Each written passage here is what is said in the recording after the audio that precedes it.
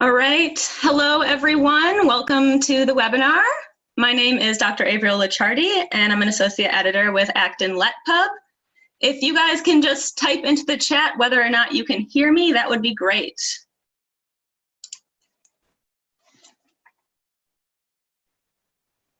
All right, perfect. It looks like sound is working. We have a great group here. We have a lot of attendees with us this morning, so it's great to have such activity bringing us all together. So I'm not here alone this morning. My colleague is here, our research communications manager, Dr. Clark Holdsworth. And we both want to welcome you to the webinar. So if you are an attendee who's been with us before, I want to say welcome back. But if you're a new attendee to our webinar series, we want to welcome you and also thank you for joining us this morning. So before we get started, I just want to highlight a few features of Zoom, which is what we're using for the webinar today. Most of you have already discovered the chat room function. So throughout the webinar, feel free to chat with other attendees. And also, if there's any sort of technical issue, please let us know through that chat room. Dr. Holdsworth will be monitoring the chat throughout the webinar. So he'll be there if there's any sort of issues that arise. However, if you have a question related to the material that's presented today, any questions related to response letter writing or the peer review process as a whole, please use the Q&A function, which I see a few of you have already discovered. This function is great because it has an upvote feature. So if you see that a fellow attendee has asked the same question that you have, all you need to do is simply click to upvote that question. And at the end of the presentation today, Dr. Holdsworth and I will have an extensive Q&A session and we'll address all of those questions. And the questions that have the most upvotes will be at the top of the list and therefore most likely to be addressed by both of us. So this presentation is going to proceed like we usually do for our webinars. I'll give you a brief presentation covering all aspects of response letter norms and handling reviewers. And then we'll move forward into the Q&A. So just to get started, again, this month's webinar is on response letter norms and handling reviewers, as well as journal editors. And before we get started with the content itself, just to give you a brief background on myself, again, my name is Dr. Avriel Licciardi. I'm an associate editor with Accdon-LetPub. Prior to joining the scholarly publishing industry, I focused my research on geology and the geological sciences. Specifically, I was looking at glacier and climate change. For my master's, I worked down in the southern hemisphere in the Andes in Peru. And then for my PhD, I moved up to the northern hemisphere, focusing on mountain glacier change in Greenland. My background is quite different from Dr. Holdsworth's. So I'm Dr. Clark Holdsworth, as AV introduced me already. I'm the Research Communications Manager for LetPub. AV and I usually handle these together. Sometimes we have a guest speaker. Today it's just us with the host. My actual academic background is I have a PhD in anatomy and physiology from Kansas State University. During my time there, I studied oxygen partial pressure, in particular the gradient from ambient air down to muscle myoglobin. Also, we particularly focused on those O2 tensions in compromised states such as chronic congestive heart failure. So for both AV and I think you'll see our backgrounds do influence some of our thinking regarding the topics that we covered, but it's important to keep in mind that we also see thousands of manuscripts a year in our editorial roles across all fields. So we see an extremely broad, even broader than most publishers would see, subject matter. So we've seen peer reviews, which is the focus of this issue, and all sorts of peer reviewers from different fields. So we will try to adopt a general framework in that regard, but we do both have very significant research backgrounds. All right, so with that, our outline for today is that we're going to start reviewing the basics of response letter norms. So some of our attendees may have already submitted a manuscript and been through the process of writing the response to reviewers document. but some of our attendees may have not yet done that. So I want to just touch on the basics and the general expectations of the process. Along those lines, we want to review the differences between what are called major and minor revisions associated with the decision for your manuscript, and a lot of the common reasons for receiving one or the other revision request. A large part of today's presentation will be on best strategies for planning and writing the author response letter. Author response letter is just another term for the response to reviewers document. And as part of that section of the presentation, we've also provided you with some general templates that you can use in your own personal response to reviewers letters. So you'll have something to walk away from this webinar that is a tangible take-home material. We'll also touch on strategies for managing editor and reviewer expectations.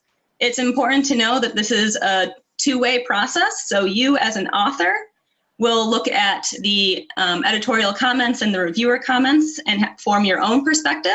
But then you also need to understand that the editor is going to look at your responses from their own perspective. So it's good to highlight those differences and how both sides can work with each other to get your manuscript ultimately published. And finally, we'll touch on some of the most common and also difficult comments that you might receive from the editors and the reviewers, how you can deal with those comments, ultimately avoiding either rejection for your manuscript after peer review or additional revision requests, which is always hard to deal with. Finally, Dr. Holdsworth and I will do a Q&A. So again, we welcome any questions related to the webinar material throughout the presentation today. Just insert those into the Q&A function and upvote a fellow attendee's question if you see one that you're also interested in having an answer. Dr. Holdsworth, do you have anything else to add? Just a couple very, very quick things. We do have a lot of users today. So we're over 500 right now for our attendees. When we get to the Q&A, which is why Avriel's mostly going to be hosting this one, I'm going to lurk in the background and monitor chat and the questions for you.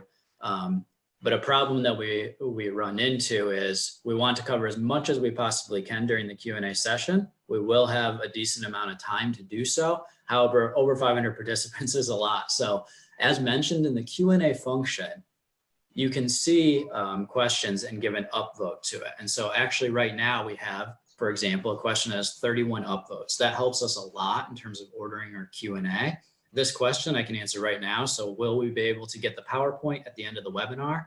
Absolutely. So this presentation is recorded and it'll be available on demand as soon as you're finished. If you ever sign up for a future webinar and you can't make the live, all you have to do is sign in, go to the link, and you'll be able to find the on-demand webinar provided for you, and you can share that with colleagues, students, whoever you may prefer after the presentation is done.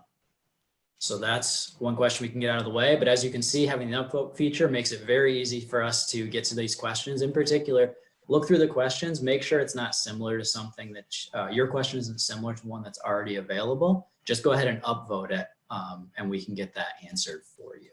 Other than that, I'm just going to go into the background, let AV cover some of this initial material, and I'll revisit as topics come up and certainly in the Q&A session. All right, well, thank you, Clark. So moving forward, just to review where we are in the peer review process when you receive your initial comments. So moving from left to right in this image here, as we all know, you're an author, you do the research, you write your manuscript, you identify a journal that's suitable for your manuscript, and then you submit. Your manuscript will then go to the journal office and the staff editors who will do the technical check, so word count, formatting, any sort of policy requirements and ethics.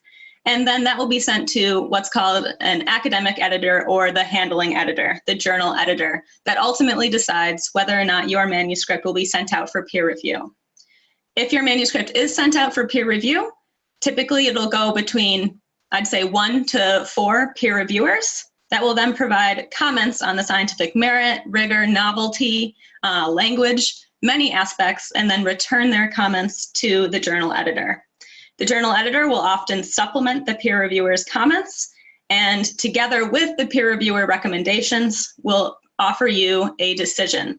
And that's really what I've highlighted here is you'll open up your email, and if you do not get a rejection post peer review, you'll read something that says revision requested. And there'll be a decision on whether or not that is major or minor revisions. So the first question in your head is, what is the first step that I should do? So in terms of the basics, there's really, most of us all go through manuscript revisions. So I have highlighted here, unless your manuscript is outright accepted, which is extremely, extremely rare, it will need to be revised. So it's important to note that you're in the same boat as all of your colleagues, including your advisors and all of those scientists that you look up to. Everyone is revising their manuscript based on peer reviewer comments.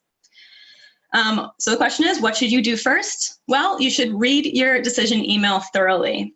And typically, the structure for the email that you will receive is a statement of the decision type. So that's either going to be an outright accept, a rejection, or minor or major revisions. This will be followed by the individual peer reviewer comments.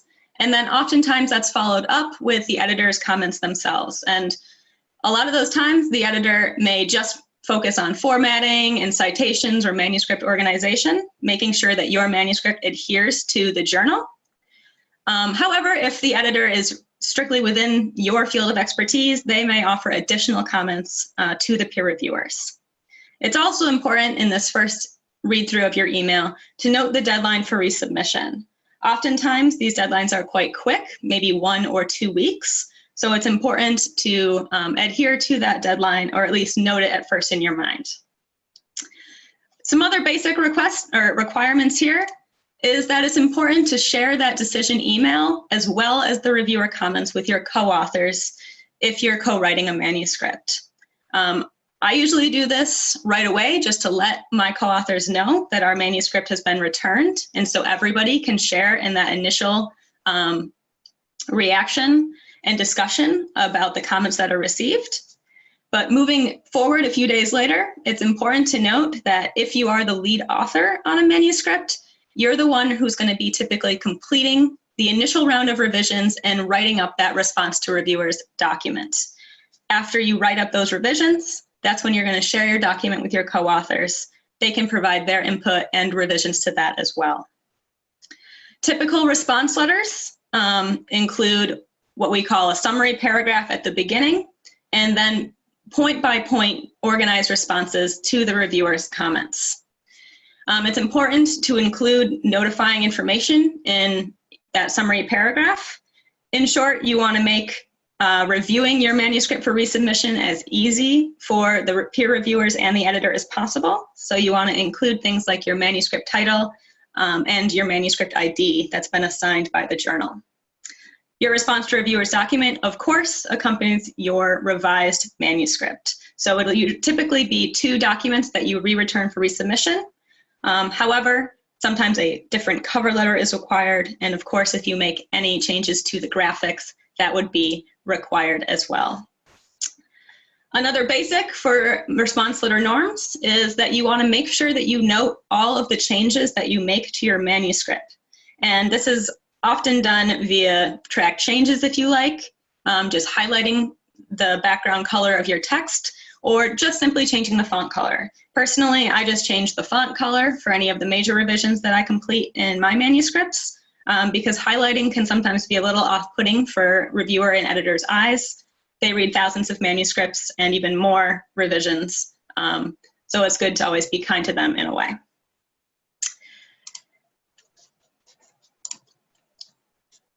So in general, basic requirements in point-by-point form is to basically make sure that you respond by that given deadline. However, it is absolutely okay to request an extension, especially if you have major revisions. It's always important to provide an organized response to reviewers' document. This is critical, and we'll go into this in great detail. And it's highly important to address every single one of the reviewer's comments. And This is hard because a lot of times reviewers ask for what we may interpret as unreasonable requests or things that are outside the scope of your individual project. You still need to respond to these, and we'll discuss on how best to do that in a few slides. It's always important to be professional, and then of course adhere to the journal requirements. Many journals may have more lenient formatting requirements for initial submission, but then strict requirements for final submission. So it's important to, again, look at those guidelines and make sure that you're adhering to everything moving forward. Last but not least, it's important to remember that even though you might have extra work to do with receiving revisions, if you're invited to revise your work and then resubmit to the journal by the journal editor, this indicates that your manuscript is a good fit for the journal and the journal is interested in publishing your work. So it is positive, even though sometimes it may be a little disheartening at first if the reviewer comments appear negative.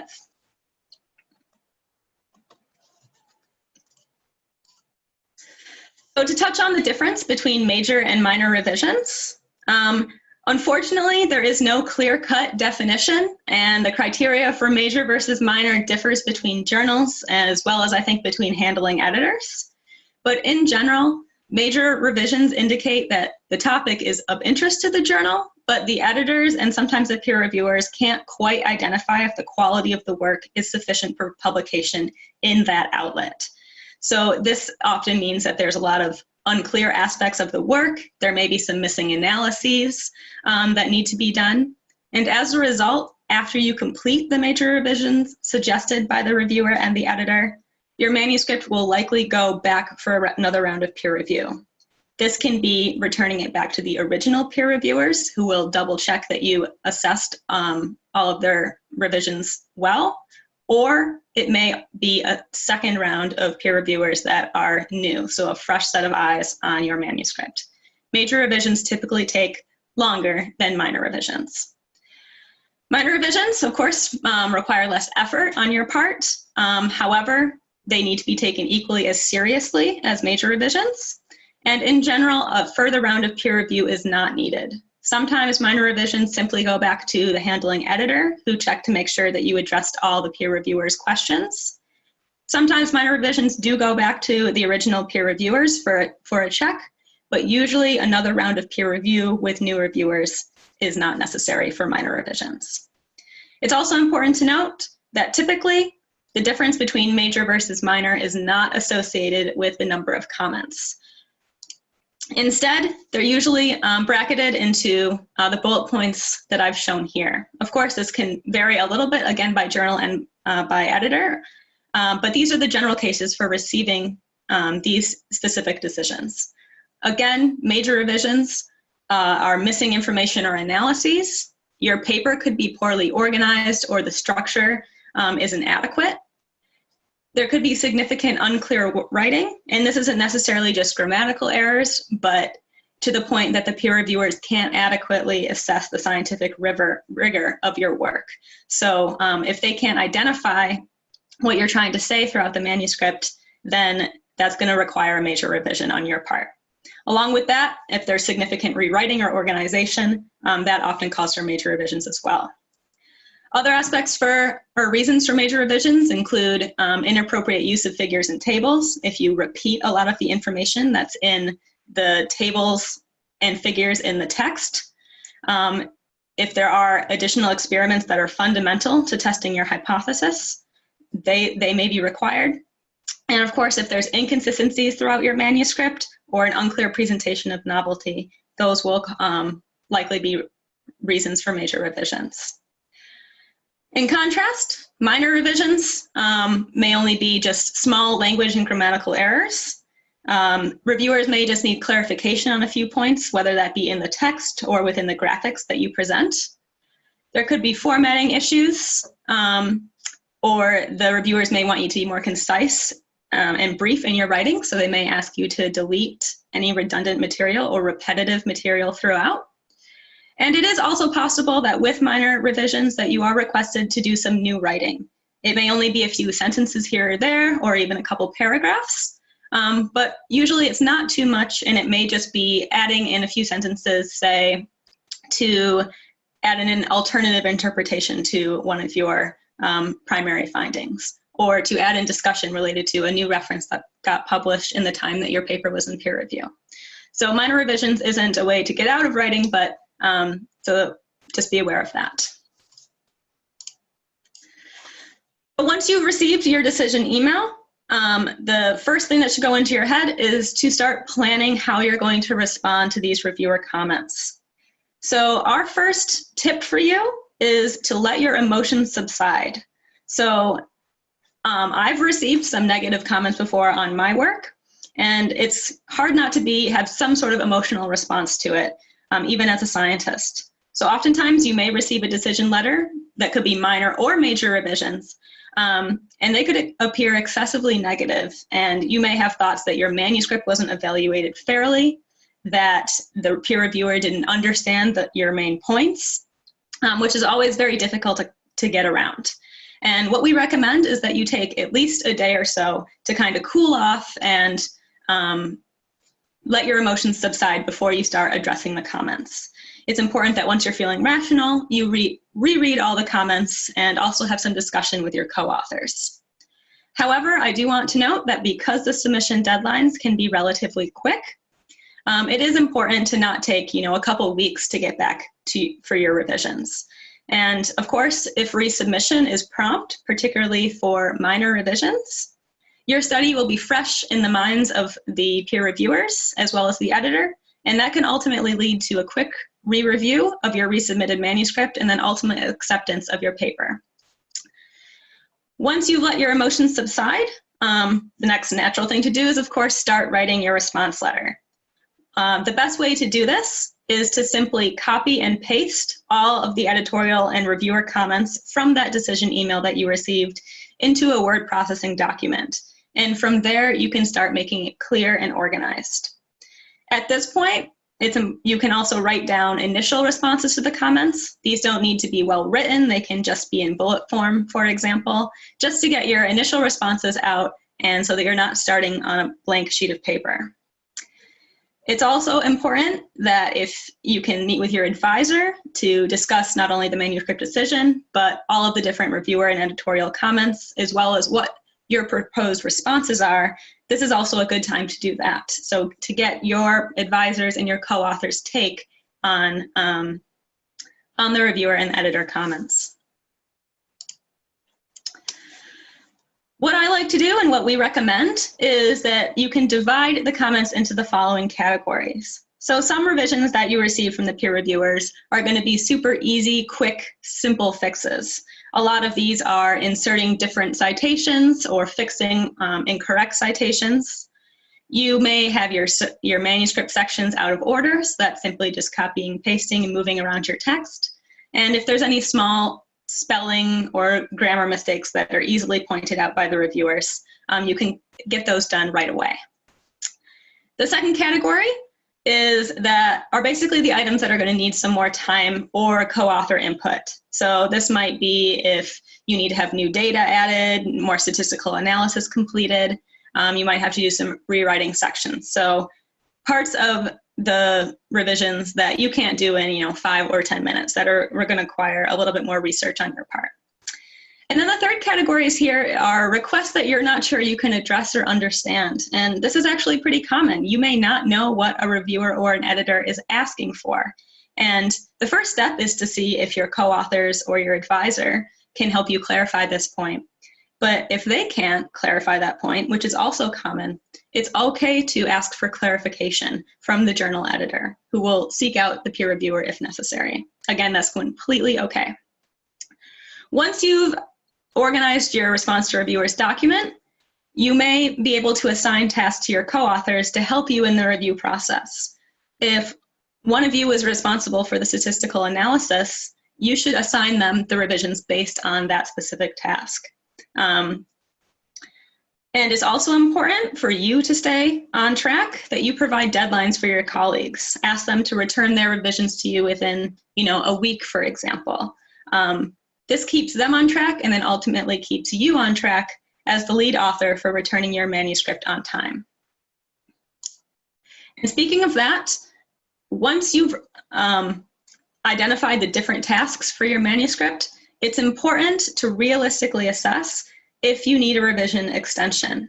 Again, some journals are extremely fast with their revisions. I recently had a paper that wanted my revisions done in 2 days, and I requested an extension because in my mind that was way, way, way too fast.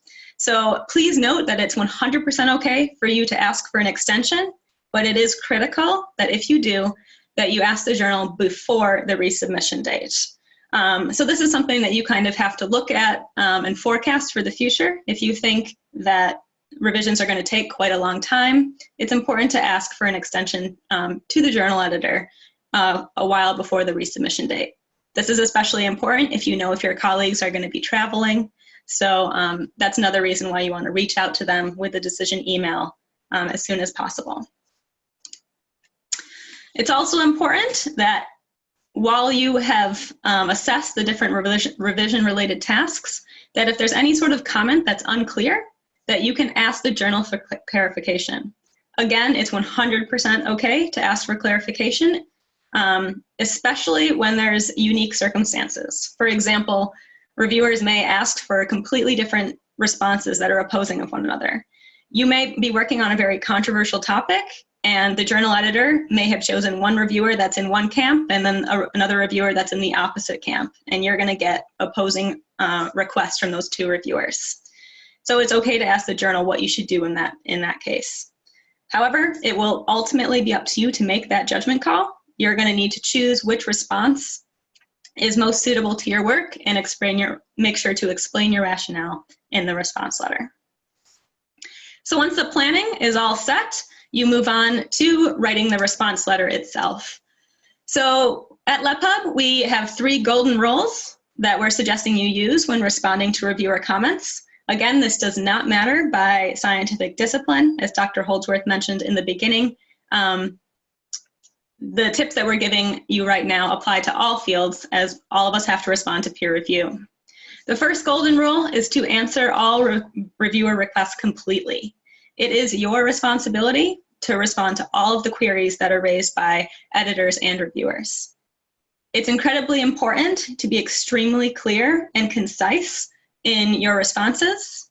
As I mentioned previously, editors view thousands of papers and even more revisions. So if your responses they get to the point, but they're still complete and comprehensive, that's ideal. Sometimes journals provide templates for their response to reviewer documents, and if a template is provided, we do recommend you use it.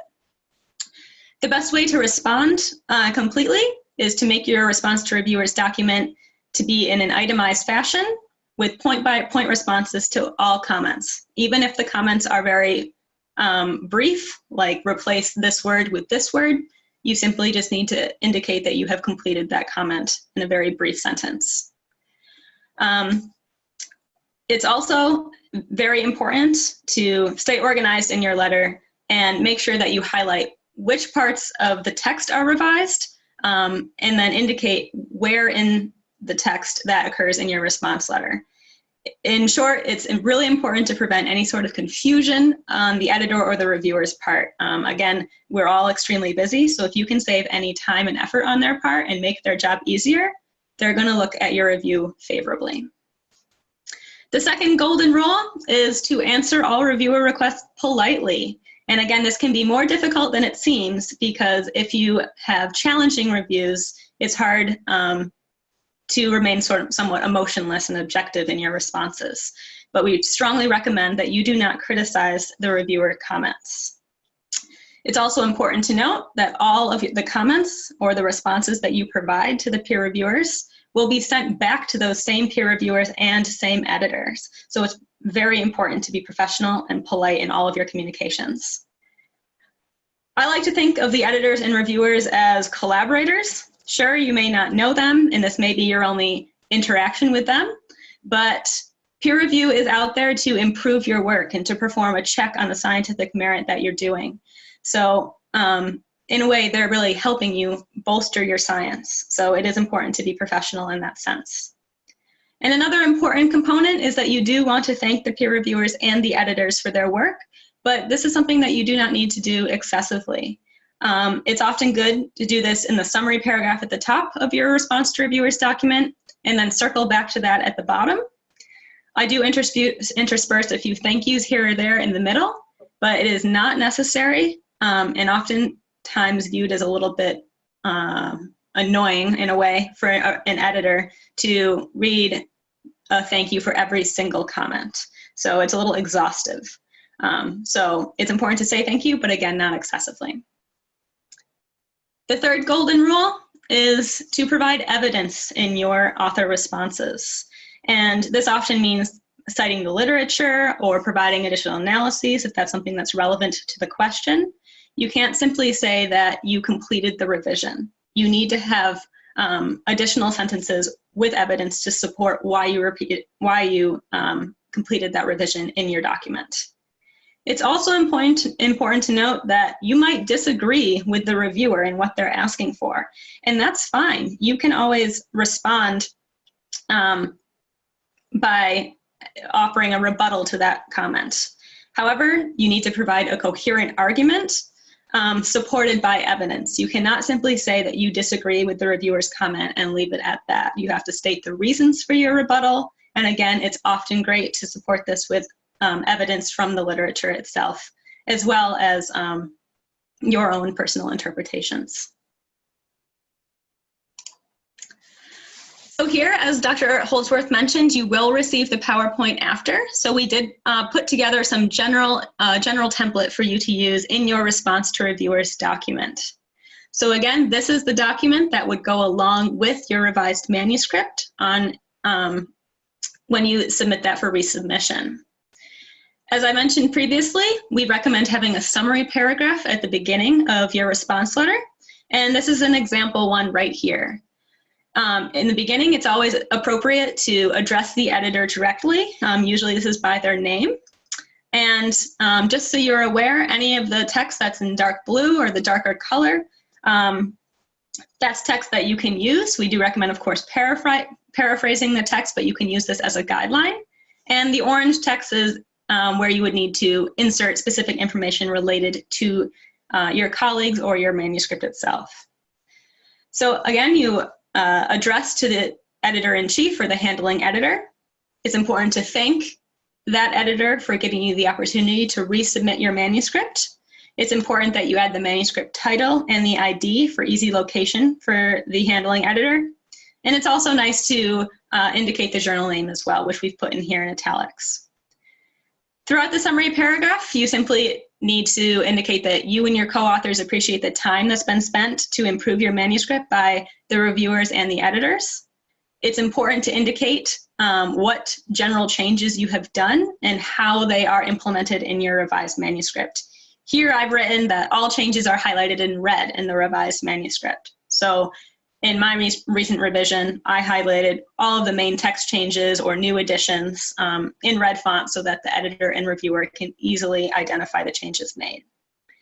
It's also important to indicate that you have responded to the reviewer comments point by point below, which we've done here. And it's always nice to end the summary paragraph with offering to make indicating that you're willing to make additional changes if necessary, so that you're willing to really work on your manuscript to get that publication in the journal. Directly below this paragraph is where you will have your comments from the reviewers and your associated responses.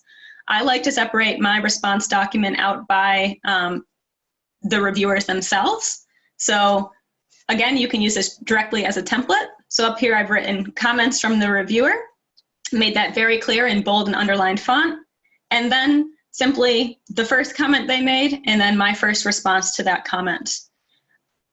Reviewers and editors want this to be extremely clear, so I recommend making every comment and response boldface like this, and then you want to make it very clear which is the original reviewer comment as opposed to your author response. One way to do that is to simply use italics versus regular font, which is what I've suggested here. These two responses are positive, so you agree with the reviewer comments. You thank them for pointing out an issue that you had overlooked, whether or not you agree with that comment and how you have revised it. It's important that you explain all of the changes that you made, and equally important that you indicate where in the revised manuscript the changes can be found. And this is best done with providing both page and line numbers for those changes. You don't need to insert those right away, because as you do the revisions, I'm sure the page and the line numbers will change. So this is something that you want to double check right before you resubmit. Some of the comments that you may receive from reviewers are much longer. They require you to answer in paragraph form. However, sometimes reviewers are simply asking you to use a different acronym for something than you used previously. If you have a very simple request, you don't need to write the page and line numbers for every change of that acronym you made. You simply just need to do kind of an umbrella statement of, we have incorporated your suggestion throughout the revised text. That will be 100% okay, versus 40 times, 40 different line numbers for that acronym. So I have two examples here in these example comment 3 and comment 4 for kind of addressing those general revisions that you need to make. Say that's all we have for reviewer 1. Our document would continue down to reviewer 2. In this example here, I have given you some text to start off writing a response where you do not agree with what the reviewer suggested that you're supposed to do. So again, you want to copy and paste that full comment there so the editor can see. And it's important that if you do not agree with the request that's asked by the reviewer, to also, in a way, you can say thank you for that request, or in this case, I've said that they've raised an important point, because it's likely that if it is something controversial, for example, that their expertise is within this field. So you've raised an important point. However, my colleagues and I believe that XYZ is more appropriate because of ABC. So again, you cannot say, we disagree with you, and that's it. You must provide your justification with clear reasoning and supporting evidence, especially for a rebuttal statement. Again, adding literature citations is incredibly important, and being polite and professional is key. Once you've responded to all of your comments by reviewers, I also like to add an additional section, which I've shown here at the bottom of this template, called additional revisions or additional clarifications. If you and your colleagues have done any other revisions that were not requested by the editor or the reviewer, you can always mention those. And that's actually, I think, a very good thing to do. Say you changed the format of a table or you added a new figure. All of this will be extremely helpful. It also shows the editors and the reviewers that you're willing to complete additional revisions to make your paper even stronger. So that can be very favorable if you highlight additional changes that you've made. Finally, at the end of your response template, you should have a few sentences that kind of summarize any changes that you've made. At this point, it's also good to highlight that you've maybe done a final proofread to eliminate all spelling and grammatical errors. And again, this is where you want to thank the reviewers for their help and indicate that you look forward to hearing back from them, and if there are any further requests that need to be clarified. It's always good to sign off politely and professionally, and you want to do that with your name and signature of the corresponding author or the lead author of the manuscript. So this template that I showed you is organized by reviewer comments. It's also possible if you want to organize your responses by manuscript section. So instead of having the sections parsed out by response to reviewer number 1, you could do abstract and then mix up your reviewer comments. Whatever is easiest for you. I simply like to do it the way that I've shown on the template because it tends to be faster and it's a simple copy and paste from your decision email. But ultimately, this is up to you. So the last part of the webinar today is that I want to generally discuss how you can handle difficult comments from both reviewers and editors, because as authors and researchers, this is something that everyone deals with almost every day. And as I mentioned in the beginning, it's important to understand the perspectives of both sides. So the author's perspective versus the editor's and the reviewer's perspective. So first, starting here with the author's perspective, looking at the left side of this table, this may be some issues that you run into when you receive your decision email or your comments from the reviewers. You may read the comments and you might not know what they mean. They may be vaguely worded. You're not sure of the requests. A potential solution to that is immediately on the right. You should ask for clarification from the journal editor. This is very common, and again, it's usually welcomed by the editor. They're happy to help you because they do ultimately want you to publish your work. Another common issue that authors run into is that when you read through your document, the reviewers are asking for an additional amount of discussion that's going to make your paper over the word count. This can be very frustrating, and you don't know what to do because you have to abide by the formatting requirements of the journal or else you won't get published. Solutions for this include adding that requested material to an online appendix or supporting information if that's allowed by the journal. You can also ask the editor if it's appropriate that this information is added, indicating that it would go over the word count if so. And you can alternatively you can place the new discussion into the response letter, but not into the text. Sometimes that's also a way to get around adding extra words to your actual manuscript. As I mentioned previously, you might run into a point where reviewer comments are opposing one another. Again, it is up to you to make that final judgment call about which one is most suitable to answer related to your own personal interpretations. However, it is important to note that the editor may be wanting to sway you in one way. Again, this is an ultimate choice up to you. It's a very difficult one, but if you do lean on the side of the editor, there is potential that it could be more favorable. But again, always ask for clarification, especially when there are opposing reviewer comments. And finally, you may run into an issue where the reviewer comments are just completely not possible. That's something that's not feasible for you or your research team to complete.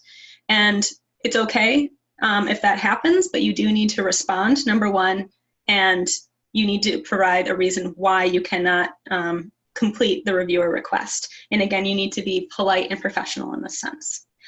So this is from the author's perspective, so it's definitely frustrating on our side as authors when we get comments that are hard to deal with, but it's also important to understand what the editor's perspective might be as well.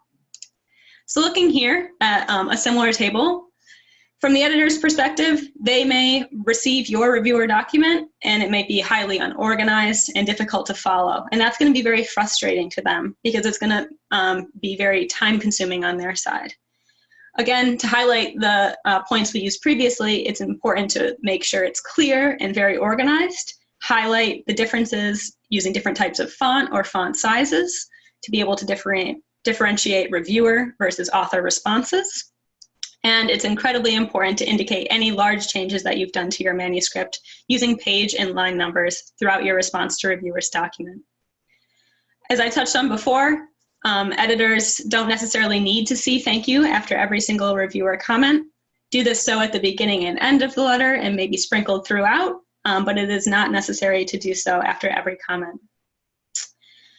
There's a variety of other issues that an editor might run into. A big one is that authors may ignore or simply not respond to a request. It is necessary that you respond to every single request to be thorough.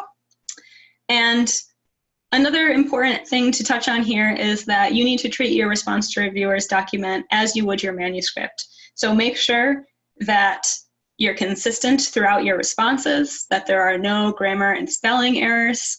So you'll want to proofread your response letter. You want to make sure your co-authors review your letter and treat it as a professional document. So again, it's important to understand both sides of the transaction, so to speak, in this way. So what's not highlighted here is another really difficult issue that a lot of authors run into, and that's when reviewers ask for a lot of additional data or experiments or measurements in order to have your paper published. And this is probably one of the most frustrating and difficult responses to get within your decision letter because, of course, additional experiments cost time and money, and many of us as authors do not have that, especially if we're trying to graduate, for example. We do recommend, though, that you ask yourself 3 different questions. The first one is that if you do get requests for additional experiments, are these experiments fundamental to proving your hypothesis or your argument that you set forth in the beginning of your manuscript? If the answer is yes, then it is likely that you should perform those experiments. I know that it's probably more time-consuming and potentially costly to do so, but if they're fundamental, then it is very important. However, if you cannot perform those experiments for one reason or another, the alternative solution to this is that you could rewrite your conclusions to better align with the experiments and the validity of your research. So again, this goes back to inconsistencies in the manuscript. You need to make sure that your abstract and introduction match your conclusions. So you may have to reframe your manuscript, and it may involve some rewriting if you cannot accommodate the additional experiments. But in your response letter, you would need to explain why and then go through those questions accordingly. The second question that you should ask is, are these experiments that the reviewer is asking for going to add weight to my conclusions? And what I mean by that is if it's going to strengthen the impact of your paper. So it's not fundamental to proving your argument, but it's just going to make your paper stronger. And this is honestly a matter of weighing the costs versus the benefits of doing those additional experiments. If you have the time and the resources to do so, it is of course recommended. The stronger your paper, the higher impact, and ultimately the higher citations. But if you don't want to do the experiments, you don't have time to do the experiments, what you can do is incorporate this reviewer's comment as a study limitation or a new discussion point in the text. And the reviewer will be okay with that as long as you're being honest about your approach. If you're concerned that these experiments could lead to rejection, it's okay also to consult the journal editor with your question, indicating that you've added as a discussion point in the text, but that you don't have the resources to complete these additional experiments, that you're thankful for the comments, but you just don't have the time to do so. Explain yourself, be honest to the journal editor, and be courteous, but it's okay to reach out as well. So the third question you should ask yourself when reviewers ask for additional experiments are these experiments just interesting? So if you have a reviewer that's interested in your work, sometimes they just float ideas in the reviewer comments that may seem like something that's essential for you to do, but it may just be a comment that is simply interesting. So again, is it fundamental? Is it going to increase the impact but not quite necessary? Or is it just interesting? So again, if you don't have the time or money to conduct these experiments, and this is really just an interesting proposition by the reviewer, you want to thank the reviewer for their comment, and this is when you can explain why their requests are outside the scope of the paper. It doesn't align with the original hypotheses, it's not necessary, but you're very thankful for their insight. And then another way to use this reviewer's comment to your advantage in your writing is that you can use this as a suggestion for future research in the revised manuscript. So this is something that you want to add at the end of the discussion or in the conclusions, that this may be a future research avenue for you. Again, the reviewers are here to help you improve your paper and offer ideas for you moving forward. So if you get an interesting concept by a reviewer, it's okay to kind of take that information and run with it, so to speak. So the other sort of difficult comment that you might see was something we touched upon earlier, which are requests that extend word count or numbers of figures and tables, for example. And if you truly cannot reduce word count in any other sections of your paper, again, you can provide the requested information in the response letter document.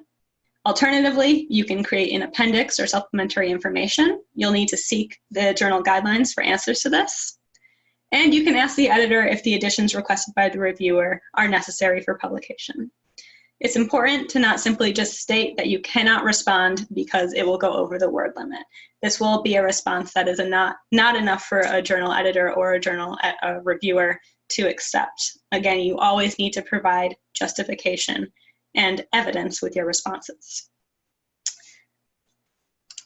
So before we get to the question and answer session, I simply want to just give you these kind of strategies that you can take as a checklist to ultimately avoid rejection or perhaps another round of additional revisions after peer review. Number one, it's essential to work with your colleagues and co-authors. You want to make sure that your response letter is clear and concise.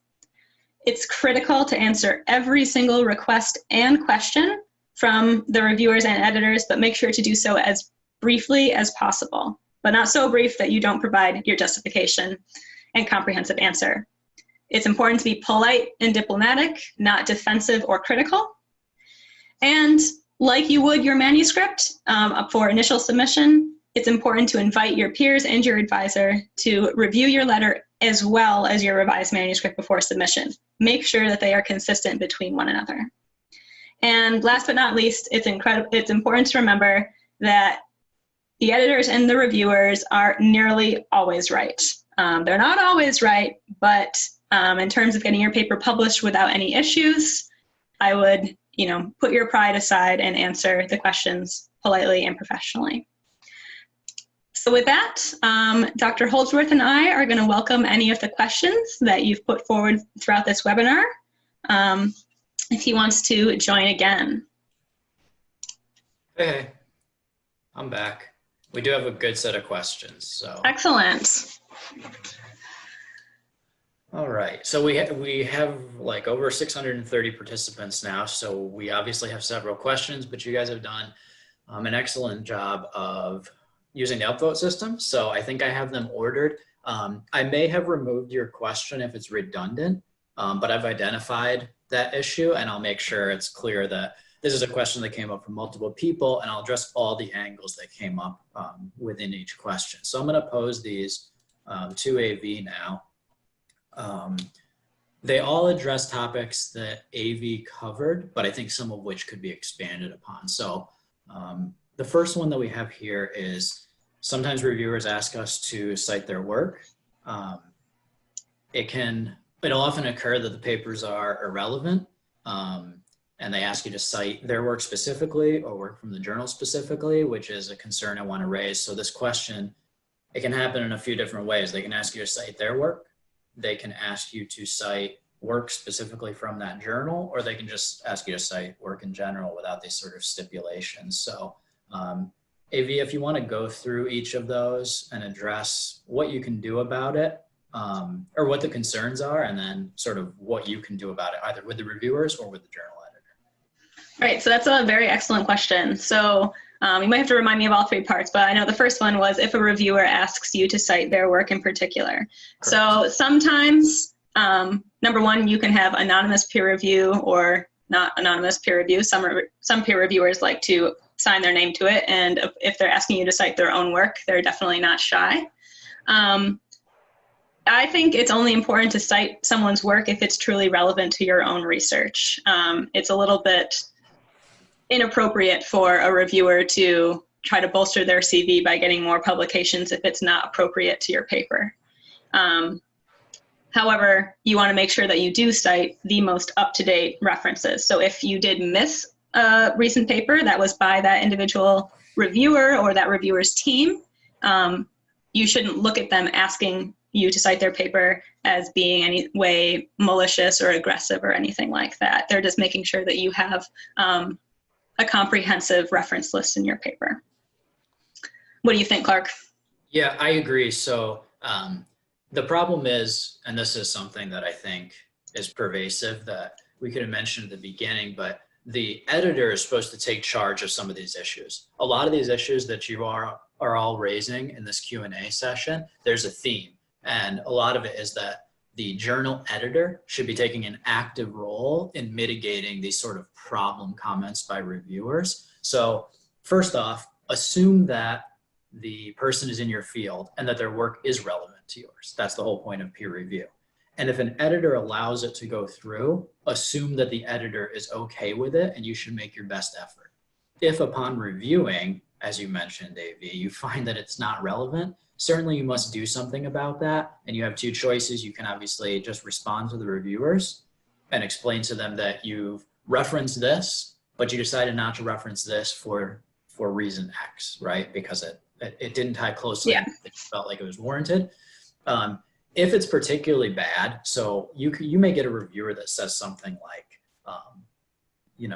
if they say, please reference this work, it's something that we had done and it should have been covered in your lit review, that's quite reasonable. If they say something like, I want you to cite my work, and they give it to you and it just looks like they're fishing for a citation, the editor should address that. If they haven't addressed it, maybe go to the editor. So go to the editor, ask them about that. Is this acceptable? I really don't feel comfortable just providing a citation for this person because it doesn't really seem tied. I don't want to address that in the response letter, and let the editor take care of it. There's a lot of stuff you can do to push things back on the editor's plate when they haven't really done their job properly to deal with it. Yeah, that's a very good point. So that's all I would add. There's also other things where sometimes you get people specifically asking for citations from that journal. Yeah. Again, it's the way it's worded. If they're asking you to cite from the journal because that journal is your field, that's obviously why you're publishing there. That's to be expected. They're simply using it as shorthand for cite the recent research in this topic, which should be in this journal. But if they're asking for a specific number of additional references from that journal as a way of getting more citations, again, it's something where you need to either go to the journal editor or perhaps even go above them to highlight that you're not comfortable with this practice and see if someone else can resolve it for you. It's not your job to resolve something that concerns ethics in that manner. You are not the one driving the peer review process, so get other people involved. Is that all you had for that one, AV? Yeah, I think that we answered that one pretty comprehensively. Okay. The next question I have here is not pertinent to the material, but it's a logistics question that I think. Is there any certificate for attending this webinar? We don't have we're not accredited for continuing education credits, but because of interest, we are looking at that in the future. And we're looking at putting together some short courses. We had a lot of interest in our last webinar from the previous month on statistics. The statistics that I covered in that webinar were more manuscript focused, how not to mess things up when you write the manuscript. But we realized there's a lot of interest in simply statistical methodology. So we are looking at getting accredited so that any of you that are interested, perhaps if you're physician researchers and you need continuing education credits, look for us in the future. Once we figured that out, we may be able to offer continuing education credits for this type of webinar. Just a small logistical thing I wanted to address since a lot of people upvoted it. Okay, back into a real one. This is more how to deal with the process, AV. So some journals require a long time to perform peer review. I think all 600 of our participants heard that. Some journals are a lot longer than others. And the best thing you can do is find journals that you believe in terms of timeliness. So society journals tend to be timely. Go to the societies within your field. Use the journal selector tools that are available. LetPub is a selector tool where our users are able to share their experience on this one's going to be really long. Prepare yourself for it. So select at the beginning based on that type of feedback. You can use tools like ours at letpub.com. However, what else can you do, AV? So if you don't get a race, what would you do in your experience starting off of you submit and you're getting nothing back for a long period of time? What are your options? Oh, well, I think that it's also okay to ask for clarification from the journal editor. So I've had issues before where my manuscripts have taken 6 months, for example, which isn't the longest out there, but it's pretty long and it should be shorter than that. It's important to understand that finding suitable peer reviewers is actually quite difficult for journal editors sometimes. So when you receive your when you submit your manuscript, it's going to, go through those technical checks. It'll go to the editor. It might be with the editor for a few days while they make their decision or do the backlog of manuscripts that they're already working on. So, maybe a week or so has passed already and they haven't sent it out yet. And then they send out requests to reviewers. And those requests may not be answered for a couple of weeks. They might be answered after a couple of weeks, but it might be a decline. And then the journal editor has to keep going through that process. But it is okay for you to ask the journal editor how it's going, especially if you haven't heard anything in months. It's important not to overwhelm the journal editor by emailing them every couple of days asking for the status of your manuscript. That might rub them the wrong way and make them a little bit irritated. But it is okay to ask for clarification on those points. Sometimes the editor will get back to you and be frank in that they are having trouble, so that you can choose to withdraw if necessary and go somewhere else. It's timely and you need it out, and you had a couple journals to choose from. You went with this one for your first try and it's taking too long for you, you can withdraw. So when you send an email, as you mentioned, to the editor, particularly for this comment specifically talking about, it shows that it's in submission. So clearly it's with the editor, but just stuck somewhere in the review process, just ask them for an update, so you can make an informed decision. Are you having trouble finding reviewers? Should we have recommended peer reviewers? It might be an opportunity where the editor says, yeah, perhaps you could include some recommendations, this type of thing. So as you mentioned before, AV, the journal editor is really your collaborator. So if you do reach out to them, reach out asking for information about the process, if there's anything you can do to move it along, and then the journal editor will feel comfortable giving you a frank, clear response about the current situation. Yeah, that's a good point to recommend peer reviewers. That's something that you usually do at initial submission. It might be in the submission system itself, or it might be within the cover letter that you provide along with your manuscript. So again, they can't have any conflict of interest associated with your work or your research, but that will help facilitate the process because journal editors may be in the broad scope of your field, but they may not be in that specific niche. So it might take them some time to identify the most suitable reviewers for your paper. Absolutely. Okay, this next question. So this is one that came up a lot. I just missed some of the ones that were essentially the same question, but it's how to handle conflicting comments. And you touched on this briefly, AV, talking about finding the one that you think is more pertinent, or perhaps speaking directly with the editor, which is what I would recommend, to see what the resolution is. So how do you handle conflicting comments? I think the way to approach the question is the type of conflicting comment, because for example, in this, it might be a reviewer highlights that this aspect of the study is important, or they declare it novel, and the other reviewer says, oh, it's not novel enough, right? That's a clear conflict, but that's more of an on-off binary subjective assessment. There's also disputes on where someone might say, you should have done this stat, and then another reviewer says, no, you should have done this stat. So there's a couple different situations. So what would you do in either one of those scenarios? Well, I guess to bring up a point that you mentioned earlier is that there is a role of the editor's responsibility as well. So for the first example, the kind of clear distinction between novelty and not novelty, and if you only got 2 reviews back, I think it's the journal editor's responsibility to see those 2 reviews, see those conflicting reports, and then find a third peer reviewer to help aid in the decision. But that's, of course, something that you as an author can't necessarily control. The second one about this, that for different experiments, for example, or different requests, I think you should also ask for clarification for the journal editor. But again, it is a judgment call on your part. Are the experiments that are requested by reviewer A more relevant than reviewer B? Are they going to impact your conclusions differently? Thinking about those 3 questions that I presented at the end of the webinar. Are they fundamental, or are they just going to give more weight to your research, or are they simply just interesting ideas? So again, you can look for your peers and your colleagues for advice on that as well. But you will need to eventually, I think, side in one way or another. I don't think it's reasonable that you would need to complete 10 new experiments to get 1 paper published. Yeah, absolutely, particularly when it pertains to experiments. So I think a great rule is, if it's easy, just do it. So just convince the reviewer who doesn't think it's novel enough that it is novel, right? And perhaps that's what the editor wants you to do, because remember, the editor is using the reviewers to make their decision. They decide whether the paper is accepted or rejected, but they rely on this sort of voting system from the reviewers.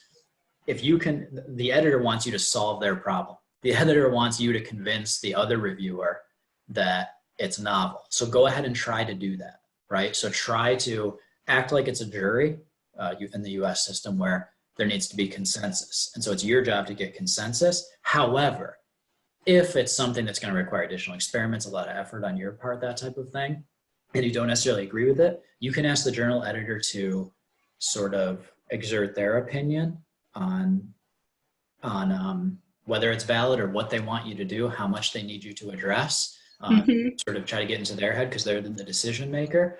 And you can get them to ask for another reviewer. I would keep in mind, though, it's not necessarily great for you to get another reviewer.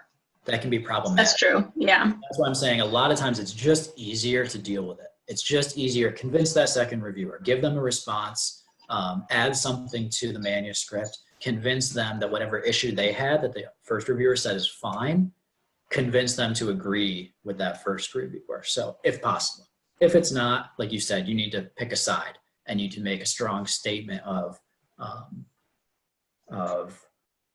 to the editor in this case of you think that the reviewers are on this side, you think it's adequate, this type of thing. Again, that's you can go to the editor for. So, but for example, another easy thing with the stats example that I gave, this is something I've done, just do it for both reviewers. A lot of times what you'll see, they think the stats are, a certain stat is most appropriate for the analysis, but then you go and run the analysis and both of them give the same answer, right? They allow you to draw the same conclusions, which I think is something you brought up before. If the same statistical analysis allows you to draw the same conclusions, then for the reviewers, it's kind of a moot point, right? Like you can get around, you can say, well, it appears between the two of you, there's some disagreement on the appropriate approach, but I did both and it allows me to make the same conclusion. So I'm going to go with this one. And then they're fine with it. You're not picking one person over the other. Right. Yeah, that's a very good point. Check that if possible. I'm leaning on my academic background where it may be easier to do that for certain studies and maybe more difficult. So make that judgment call yourself. Okay. Why is the author's identity sometimes disclosed to reviewers? This user in particular thinks this should be hidden to avoid conflict. There's an entire webinar that we give on this type of thing, and we cover these issues of open science and different frameworks for peer review. Quite often systems are double-blinded now, so you don't know the author. The reviewers don't know the author. The authors don't know the reviewer. Traditionally, the reviewers used to know the authors. That was generally the most common, but their identity is hid.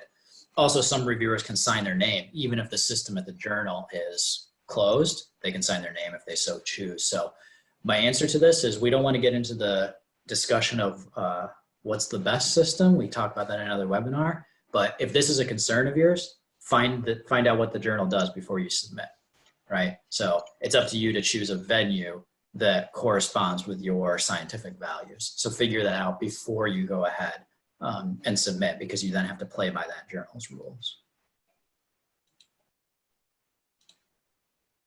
Okay.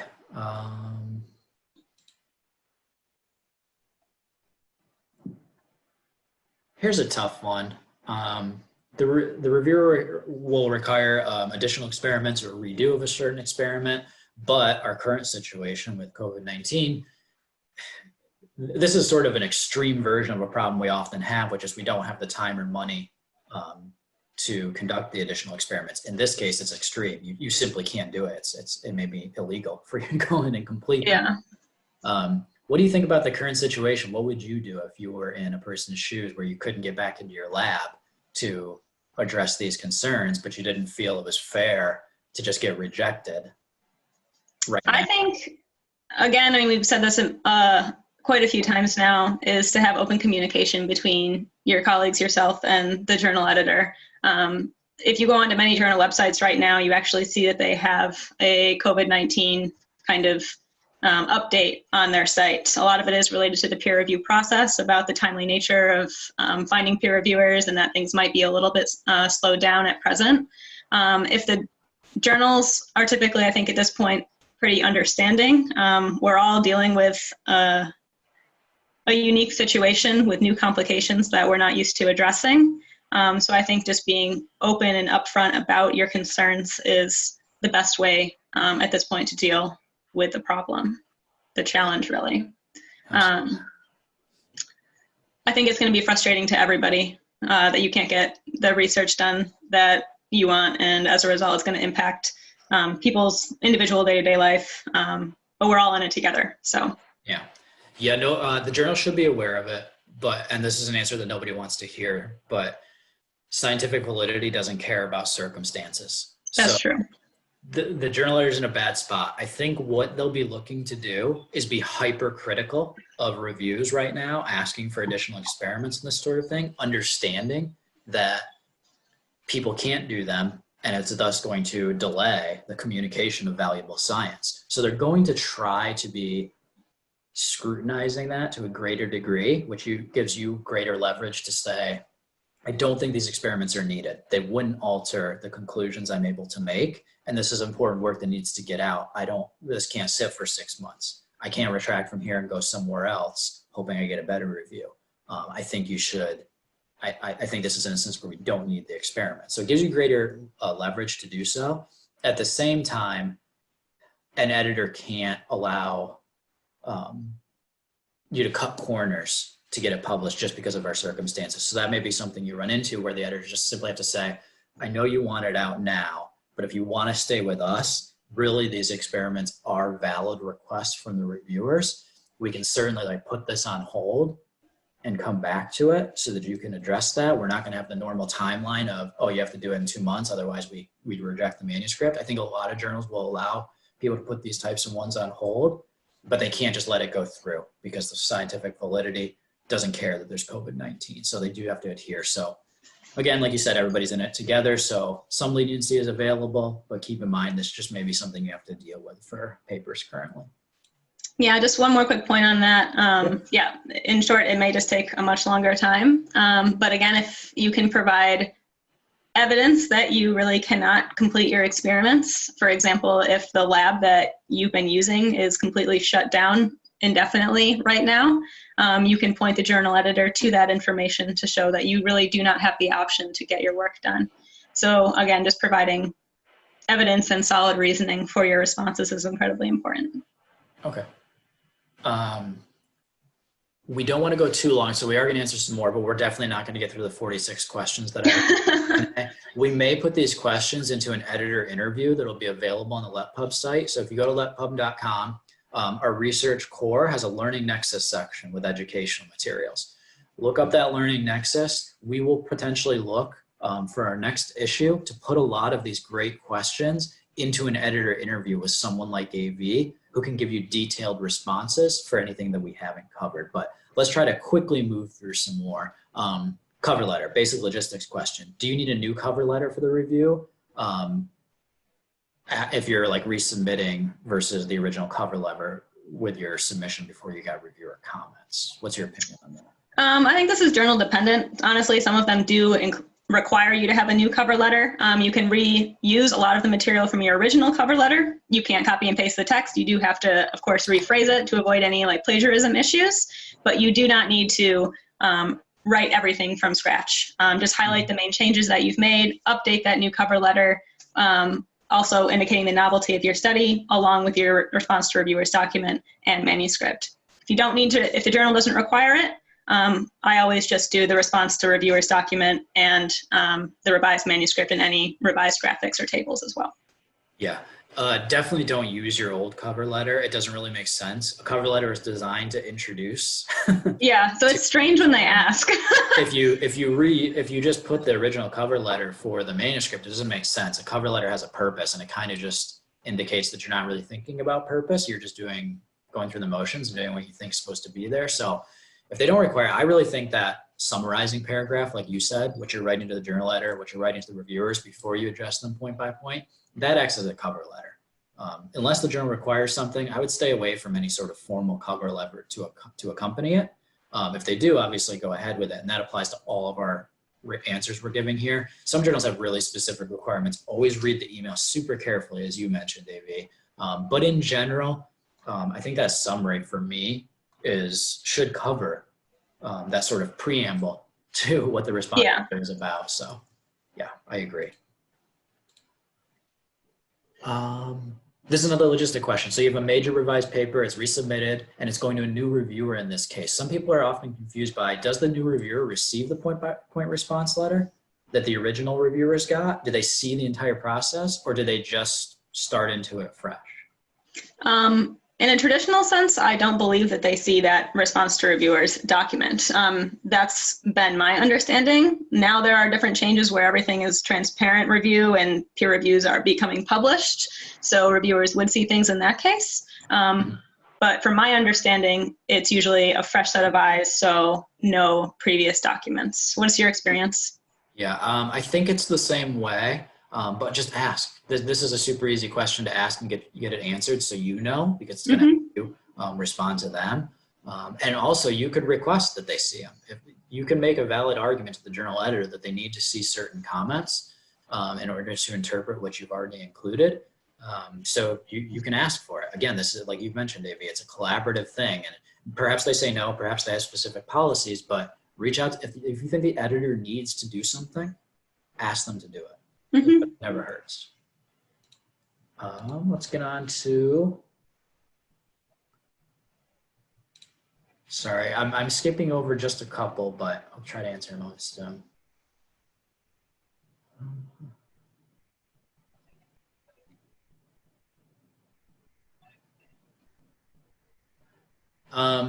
This is another one. So sometimes you get a minor revision and then a major revision, and then you still get rejected outright by the editor. Well, what's going on there, and is there anything you can do about it?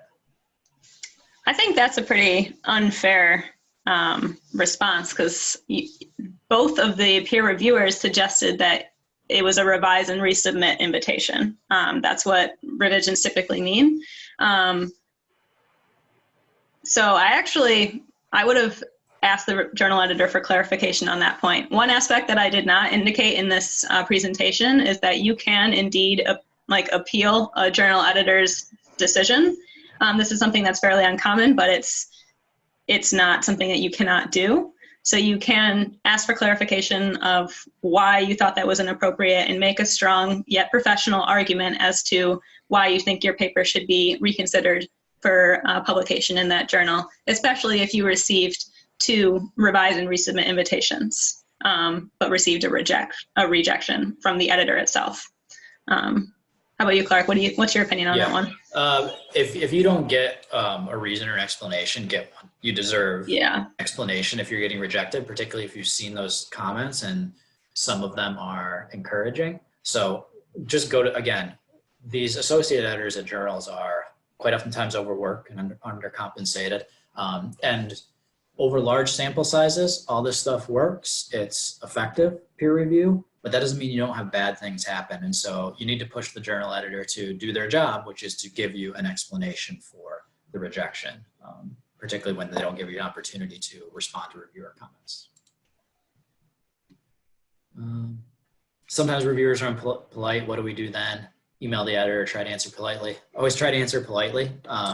If it's just that they're being rude, just answer them. Don't worry about the editor. Just go through. If it gets to a point where their rudeness is going to interfere with the paper getting accepted and their behavior is just going to lead to a rejection, then you can go to the journal editor. But just bite the bullet, grin and bear it, and respond to them in the way that you would want to be responded to.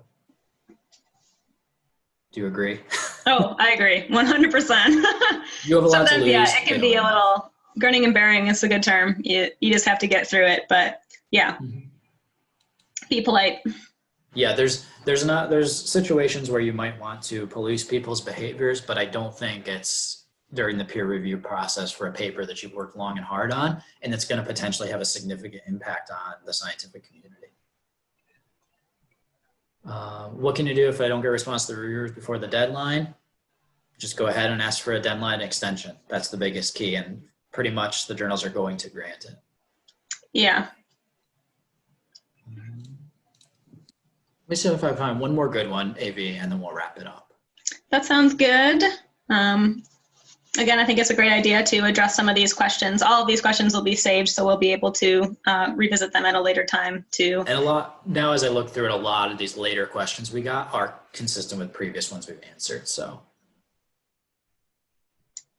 I think this is a good one. This is something I wanted to touch on a little bit. If the scope of the article is scope of change or revision to the article is significant, should we just point out the location of the revised part in the article or include it in the response letter? I tend to include everything in the response letter, but this is something that comes up. You might add, particularly now with supplemental data, and for example, in your field where you have a lot of extra documentation, if you have like 6 pages, it's perhaps not pertinent. So what's your sort of rule or guidelines for including it in the response letter versus just referencing the changes? Typically, I guess, yeah, like referencing the changes is either if they're very small changes, like I said, just changing acronyms. So you don't need to indicate all the line numbers. But if you added a new appendix, I would not put that within the response letter document itself. I would just reference that that was an addition that's submitted along with the revised version of the manuscript. I do, however, like to make the editor's and reviewer's life as easy as possible. So if it's a new paragraph of text that I've added to the main manuscript, I indicate where they can find it with page numbers and line numbers in the response to reviewer's document, but I also provide that new text as part of my response to that question. That way, when the reviewer and editor are double checking to make sure we answered everything, it's right there, right in front of them in an organized format, keeping them happy, which will hopefully facilitate acceptance in the future. Absolutely. I think we'll wrap it up there. We're going close to an hour and a half now. So this looks like something we touch on response letter and dealing with peer review in several different webinars. So this topic is going to come up again. And if you want more material, if you want to get more questions answered, just check in with us monthly. The website or letpub.com will have the announcement for every webinar, but we will cover more of these topics. I know you do have a lot of questions on these issues. We do the open forum thing sometimes where we only do a Q&A on a topic. So perhaps this is something we can go to moving forward, but I'll allow you to wrap things up for us, AV. I think you had some good statements there, but again, I just want to thank all of the attendees for joining us today. We do have monthly webinars out of LetPub here, so keep an eye out for the marketing email or any other information that you may find on our website as well, letpub.com. We highlight our webinars as well. Again, I hope that everyone stays safe, happy, and healthy, and we look forward to seeing you again in a future webinar. Absolutely. Thank you for the content, AV. We appreciate it. I'm going to end the meeting now, but as soon as the meeting has ended, you should be able to go and retrieve this on demand. So we hope everyone has a great day. Take care, guys. See you guys.